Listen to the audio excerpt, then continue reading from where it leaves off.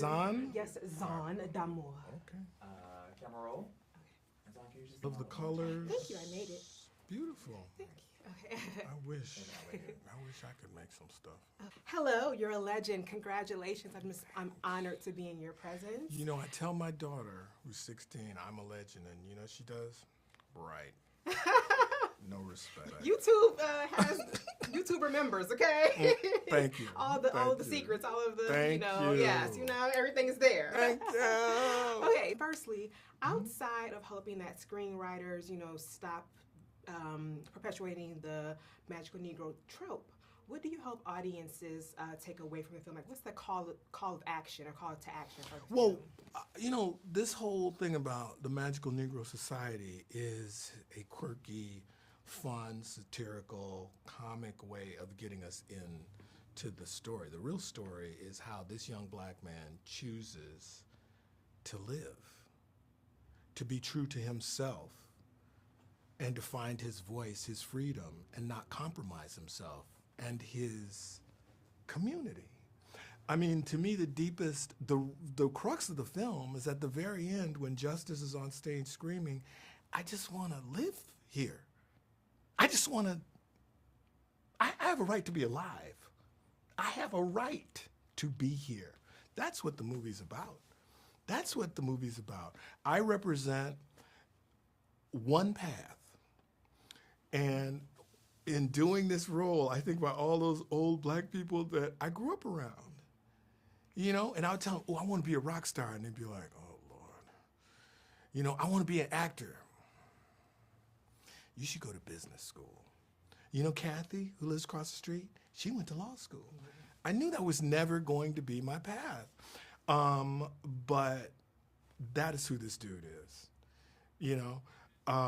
trying to convince him, to convert him, to recruit him to be one of us. And I'm sure young people, they would say, but look at the world. This secret society of magical Negroes, y'all ain't saving nothing. Look at how we're struggling. I'm sure my character would say, imagine how much worse it would be if we weren't here. So all that stuff, I know. I am not that person, but I know. Because I heard that. I got those messages. Slow down. Don't be you. Just calm down. Go this other route. No, I want my freedom. We all do.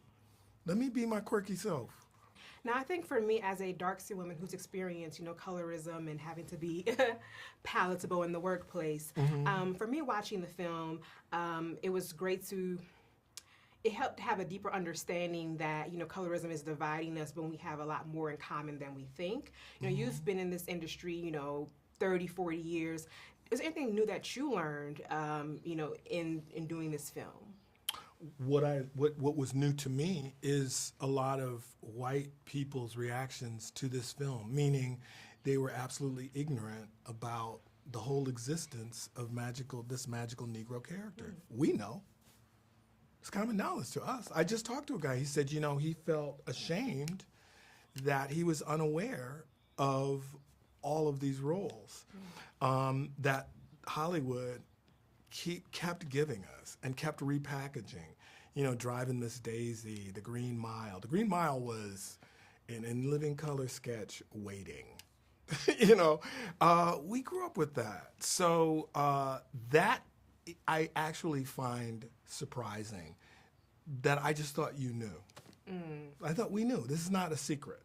Come on. So that's been pretty surprising. As a quick follow-up, then what do white people think that we are if they don't consider it like, the helpmate, literally, Well, I mean, I guess they just accepted it. The Help, a movie, The Help, The Green Mile.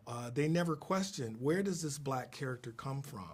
What is his or her love interest? Do they have a family? Do they have a house? Do they have a life?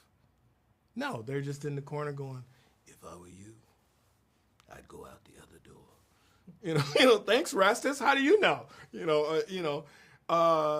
That's what I mean, how we accept it. I remember I saw Driving Miss Daisy, and I'm sitting in this theater, and when I tell you, at the end of that movie, these people were choking on tears. And I'm looking around like, it's an addiction.